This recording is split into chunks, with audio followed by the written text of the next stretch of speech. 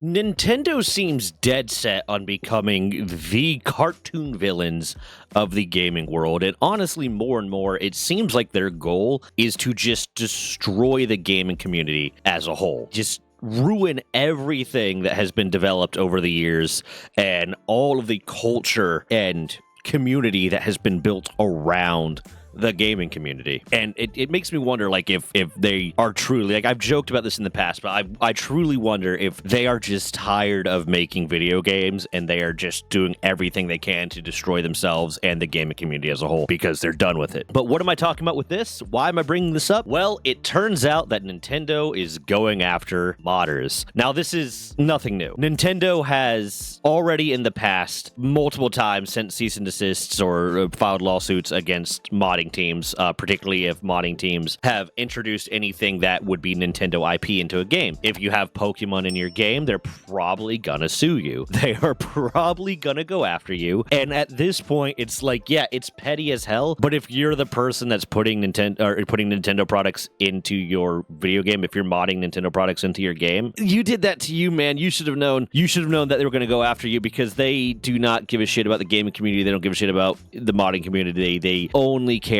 about their ego. That's not what I mean. I'm not talking about them filing lawsuits against modding teams. I'm not talking about that because that's old news. That's old hat. What I am talking about is the fact that they are telling, in the Palworld lawsuit, they are trying to tell the Japanese courts that mods should not count as prior art. And they are doing this because of the many, many pieces of prior art that Pocket Pair was able to present to the Japanese courts saying that, hey, they never should have gotten these patents to begin with. There are all these games that show the very mechanic that they are patenting that existed before Pokemon Legends of Arceus, which is the basis for a lot of these patents, and that has existed long, long ago that would be outside of the scope of the statute of limitations for this, even if it wasn't prior to Nintendo kind of thing. That these things have existed for 10, 15 years ago, and the prior art standard, the statutory limitations for prior art in Japan is 6 months. One of these things that they mentioned was a Dark Souls 3 mod, particularly when it comes to, I want to believe it's one of the capture mechanics. Yeah, I believe it's related to one of the capture mechanics. Is a Dark Souls 3 mod is one of the things they reference. And honestly, when it comes to the capture mechanics, that patent, there is so much prior art for it already, especially if you look into mods.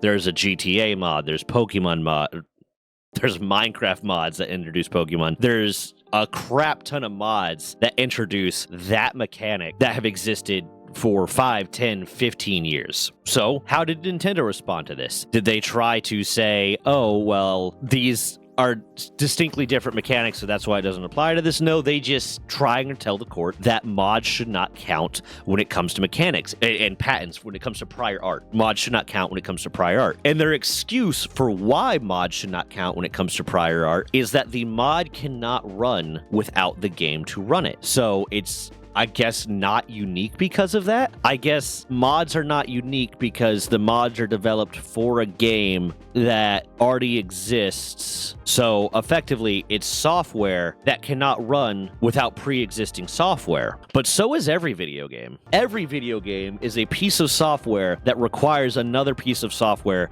to allow it to run. I'm playing this on my PC right now. If I did not have the operating system on my PC, I would not be able to load up my PC and run the games. It's also going through Steam, and it's going through Unity, and it's going, this is Unity, right? It's Unity or Unreal? I think it's Unreal, actually. Palworld's coded in Unreal. So it requires another piece of software to run. Every piece of software that exists, aside from the operating system, requires another piece of software to run. So it's wild that they are claiming that the mechanics for a video game mod don't count as prior art because it requires a pre-existing piece of software to run, when that's basically how every video game runs. It also sets a very, very dangerous precedent. The reason that this is a bigger deal even beyond the Palworld lawsuit, and why even if you're one of the Nintendo stands that's like, Palworld's in the wrong and Nintendo's in the right and Nintendo should win because you have just chronically bad takes, you should be concerned about this. Because what this would allow, what this would open the door for, if the precedent is set that mods do not count as prior art, and mods are inherently just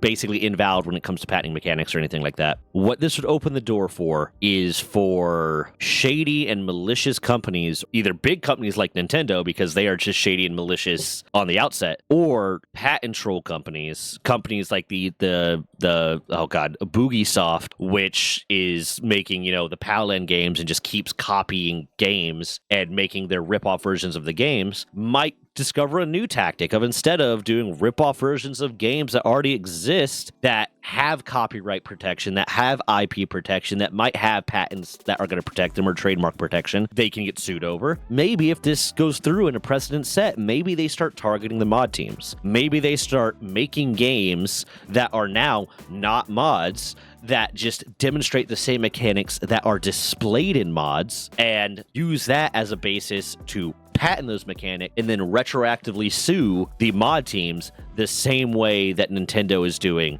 with the Palworld lawsuit, where they retroactively patent the mechanics and are using it as the basis for a lawsuit after the release of the game. It's very concerning. If you're like me, a lot of the games you play are heavily modded, and there are a lot of games that effectively rely on the modding community. There are a lot of games that 100% know that, yeah, they might be able to put out a good game, but the modding community is what keeps that game alive. Minecraft is a game that that knows, Mojang and Microsoft know that game relies on the modding community. Yeah, sure. Is it fun? Yeah. Do I know very many people that play Minecraft unmodded? Absolutely not. I know like one guy that plays Minecraft unmodded and specifically prefers Minecraft unmodded. The Bethesda games, Fallout, Skyrim, they rely heavily on the modding community, because whatever your take is on Bethesda, I love Bethesda. I really enjoy Bethesda games. One of the next tattoos I'm going to get is going to be either the Vault-Tec logo or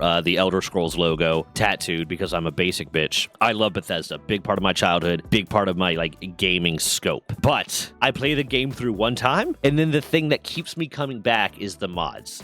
I download a metric shit ton of mods on basically every Bethesda game that I have. And they know that, and they support it. They actively support their modding community. They are really, really good about it, because they recognize that the modding community is what keeps the game alive. But now, if this goes through, if Nintendo gets the judge to agree to this, and it sets a precedent in Japan, and then potentially increases that scope, the modding community is going to suffer. Now there's going to be people that are making mods just out of the goodness of their heart, or the fact that they enjoy it, or maybe they're getting a little bit of kickbacks, maybe they have a Patreon, maybe they have some sort of funding, but a lot of them, they're doing it for free. They're not really making that much off of it. Now they are at risk of lawsuit. Now there's no incentive, or it's not that there's no incentive for them to do it. Now there is an incentive for them to not do it, because they would be risking getting sued. They would be risking a lawsuit from some patent troll company or some just garbage human being that says, hey, I'm not creative, I can't create anything new, but what I can definitely do is steal and abuse the legal system to make it okay for me and make me win. And that is a scary concept if you are a gamer. If you are someone that loves gaming, if you're someone that gaming is your escape, is your therapy, is your whatever, and you play modded games, that is scary. It's also just, this whole lawsuit is just scary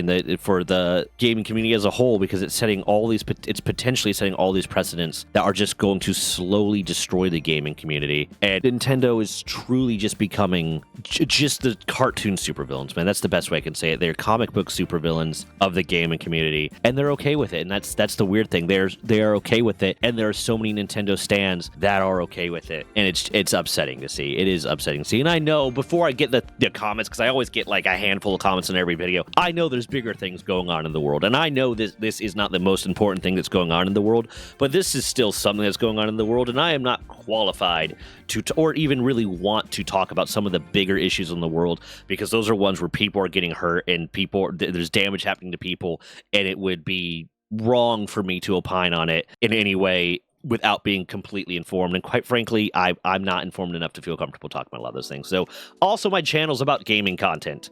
If you want me to talk about political shit, or you want to watch someone talk about political shit, find a channel that talks about it. Don't come to my channel that is about gaming content mostly. And I'm trying to branch out and spread out so it's not only about gaming content, or it's about gaming content that's not necessarily lawsuits and blah, blah, blah. Don't come to a channel that's about gaming content and complain about the gaming content. What? Anyways, I'm going to wrap that up here. If you've gotten this far, please leave a like, leave a subscribe, leave a comment, and if you have the opportunity, hype the video.